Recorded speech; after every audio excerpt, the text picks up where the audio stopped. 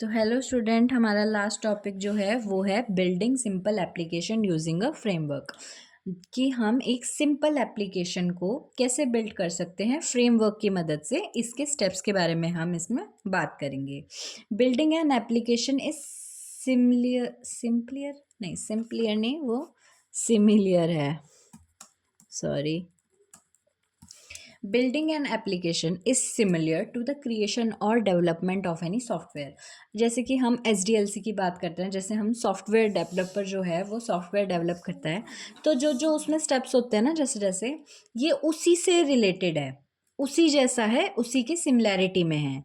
Bye using a framework it provides a foundation of pre written code libraries and tools to streamline the process.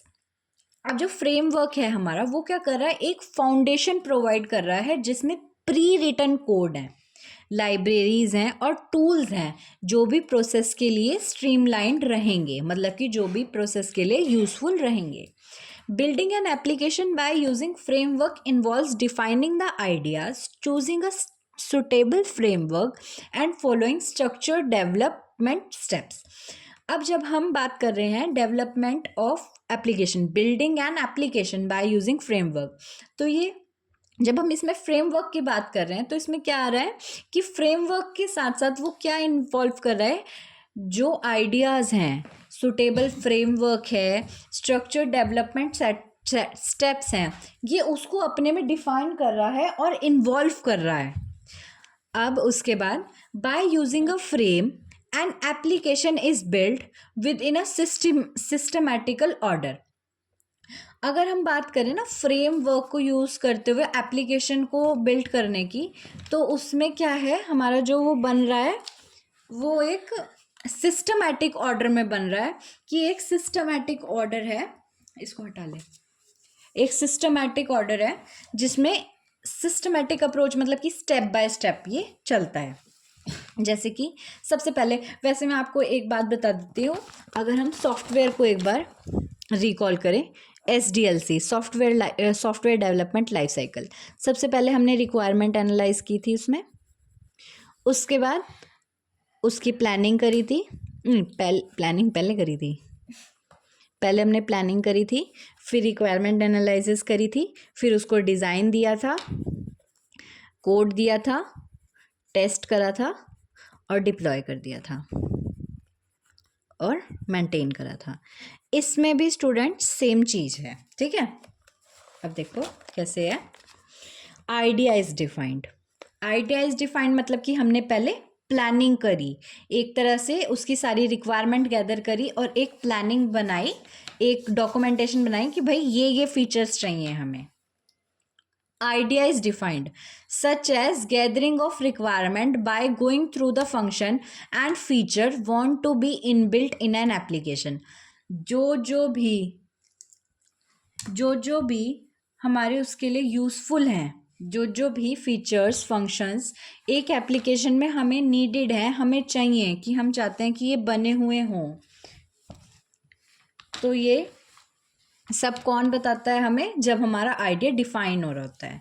User experience is planned, experience plan होता है user का, such as user interface planning, it tells how application will work at user side and what kind of interface will be available for users. जब user experience को plan किया जाता है तो ये देखा जाता है कि जब हमारी एप्लीकेशन बन जाएगी, ये लॉन्च हो जाएगी, डिप्लॉय हो जाएगी, होस्ट हो जाएगी, तो ये यूज़र साइड पे कैसे काम करेगी, जब यूज़र इसको साइड यूज़ करेगा तो उसको कैसे दिखेगा, कैसा कैसा इंटरफेस होगा, कैसे उसमें ग्राफिकल यूज़र इंटरफेस होगा, कैसा प्रोटोकॉल होगा, वो सब, ठीक है। आफ्टर फ्रेमवर्क इज चूजन, जब हमारा आइडिया डिफाइन हो चुका है, फिर हमारा यूज़र का एक्सपीरियंस प्लान हो चुका है, उसके बाद हम फ्रेमवर्क चूज़ करेंगे कि भाई हमें एंड्रॉयड पे एप्लीकेशन डेवलप करनी है, एप्पल ऑपरेटिंग सिस्टम पे मतलब कि हमारे iOS पे बनानी है या फिर वेब पे बनानी है। After that environment is set, कि जो भी हमारे नेसेसरी टूल्स हैं, जैसे अगर कंपाइलर चाहिए तो कंपाइलर, टेस्टिंग होएगी तो टेस्टर, और code editor, framework, as per requirement, जो जो हमने पहले आइडिया इज डिफाइंड मतलब कि गैदरिंग में सोच लिया। बिल्ट एन एप्लीकेशन, अब जब ये सब हो गया, हमने सेट कर लिया, फ्रेमवर्क चूज कर लिया, प्लान कर लिया, इंटरफेस भी सोच लिया, तो क्या करते हैं हम बैक एंड और फ्रंट एंड बनाते हैं कि जो पीछे हो रहा है बिहाइंड द सीन हो रहा है और ऑन द स्क्रीन हो रहा है। ठीक है, जब हमने एप्लीकेशन को बिल्ड भी कर लिया, उसके फ्रंट एंड बना लिया, बैक एंड बना लिया, फिर हम करेंगे उसके टेस्टिंग। ठीक है, पहले ये एक नोट सा पढ़ लो। Framework help to organise code and manage task like data access and user authentication. जो हमारा फ्रेमवर्क है वो कोड को ऑर्गेनाइज कर रहा है और टास्क को मैनेज कर रहा है कि जैसे जैसे डाटा एक्सेस हो रहा है और जैसे जैसे यूजर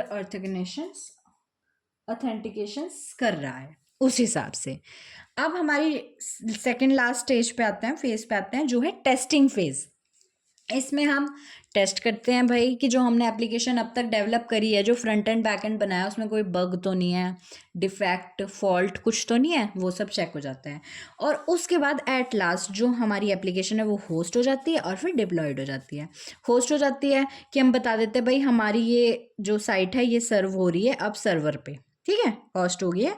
उसके बाद वो यूज़र्स के लिए लॉन्च हो जाएगी कि भाई यूज़ करो इसको और बताओ क्या चाहिए क्या नहीं चाहिए। और फिर जब यूज़र की फीडबैक आएगी, कस्टमर फीडबैक आ जाएगी जब, कि भाई इस एप्लीकेशन में ये चीज़ है वो चीज़ है। अब जैसे सबवे सफ़र ले लो, एक एप्लीकेशन ही है, वो गेमिंग एप्लीकेशन है, उसमें अपडेट आते रहते हैं, जैसे जैसे मौसम चेंज होएगा वैसे अपडेट आ जाएंगे, है ना।